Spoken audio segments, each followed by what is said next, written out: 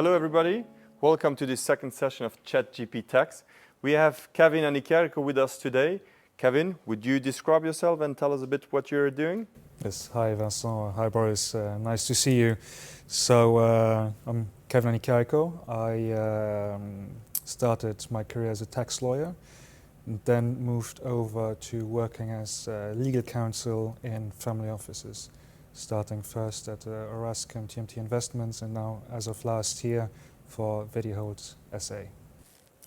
Well, it's good to have you here, and we would like to basically discuss with you a bit more about what's your day-to-day life there and how you entertain taxes within your group and with your investment GPs and other counterparts. And so how do you deal with it on a day-to-day basis? Do you have like a procedure that you apply for every deal, same procedure regardless of the investment? Do you have investment-specific procedures that you apply? What are the topic at which you're looking at? Are there specific topics or more general ones? So those are very, very good questions indeed. In my experience as an LP, or as legal counsel of LPs, there are recurring topics that need to be addressed in a general fashion. I can give you 3 examples. The first one being tax compliance of the GP, so of the fund and of other LPs in the fund, because we wouldn't want any tax non-compliance of another LP to have a negative financial impact on the fund and other LPs. The second point, which is quite important, we want to ensure that the fund vehicles are structured in a way that we are not going to be obliged to file tax returns or other tax filings in jurisdictions other than our jurisdiction of incorporation. And the third one, that's now a non-tax point, is related to KYC. So it's, I think, the bane of everyone's existence, but it's time-consuming and needs to be addressed. Ideally, on that one, I would like to see more standardized procedures throughout the industry in general, because different service providers that have the KYC procedures outsourced by the GPs address certain points very differently. And maybe another topic, and you mentioned the streamlined procedures, and the thing that would be interesting is to know how could we get to something streamlined? Do you think the industry, like our association, could play a role developing standards or at least drawing the attention of the various players to the needs and to the challenges, so that we all find a common procedure that would streamline the whole process?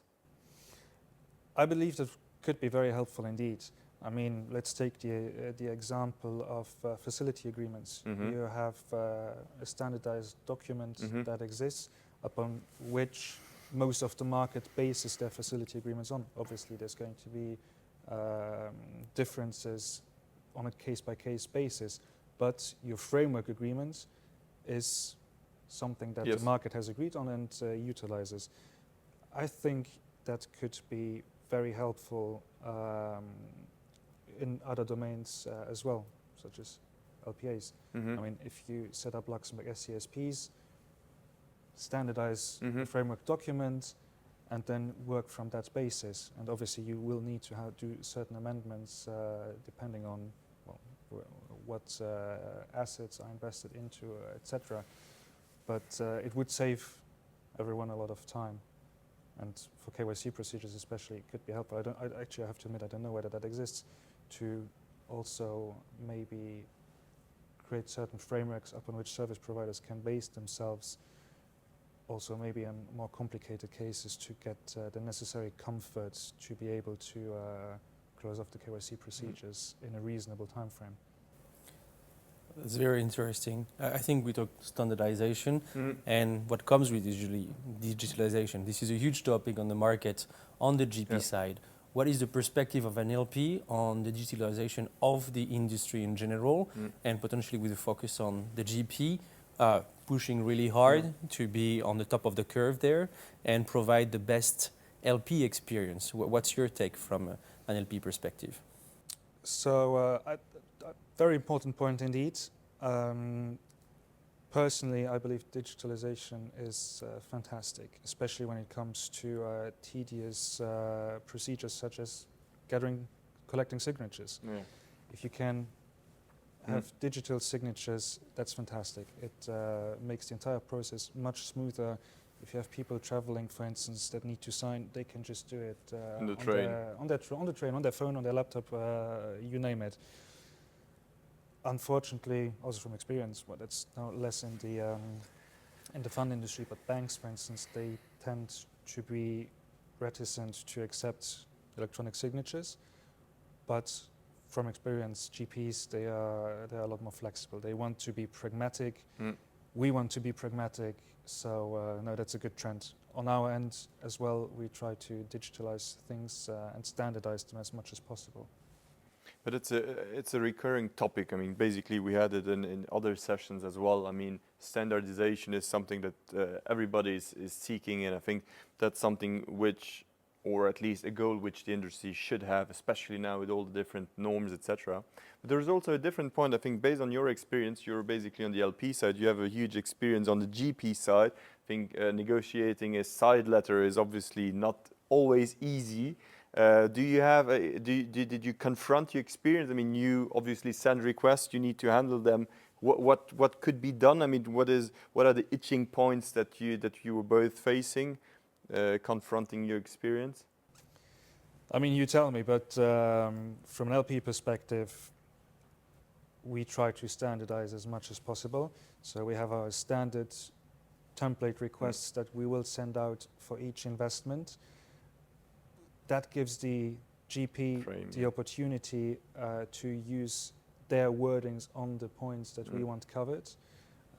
Obviously, making their job easier because they don't want to have to deal with 5 different wordings for the same topic.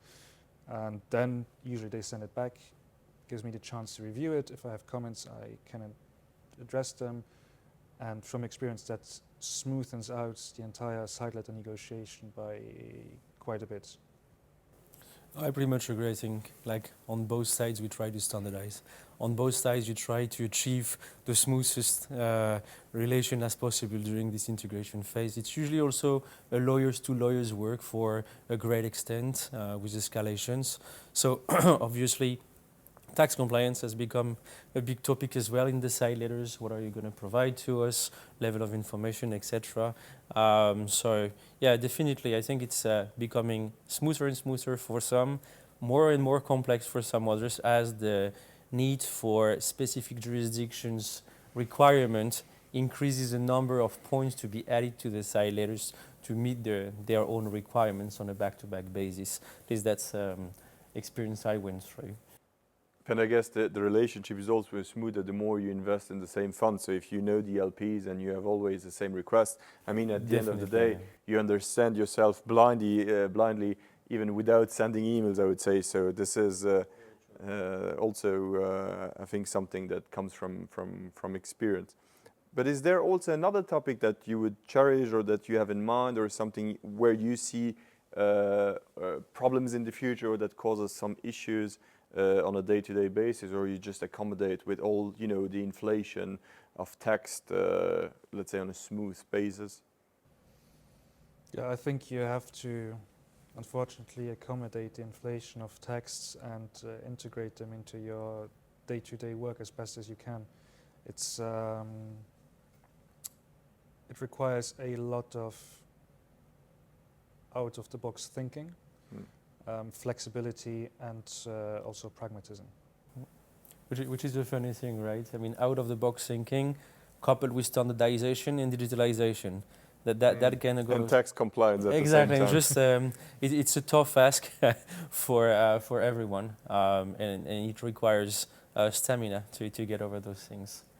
But thanks a lot, Kevin, for coming and joining us and explaining your point of view from an LP perspective. And to our audience, stay tuned.